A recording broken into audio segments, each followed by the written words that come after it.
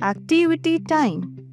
Put 1 dot, 2 dots, 3 dots, 4 dots, 5 dots and 6 dots on the face of each cube to make a dice.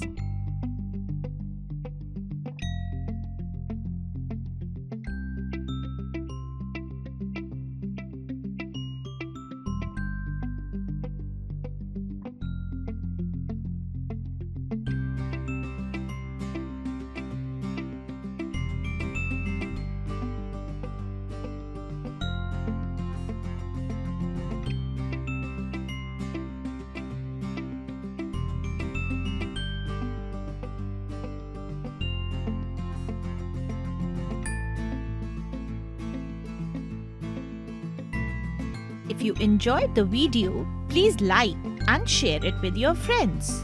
Do not forget to click the bell icon to subscribe for more such fun learning videos.